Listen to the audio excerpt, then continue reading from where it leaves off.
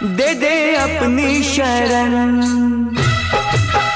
ओए तेरे भवन दे दे अपनी शरण, रहे तुझ में मगन थाम कर ये चरण।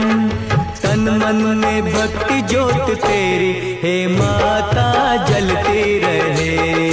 तन मन में भक्ति ज्योत तेरी हे माता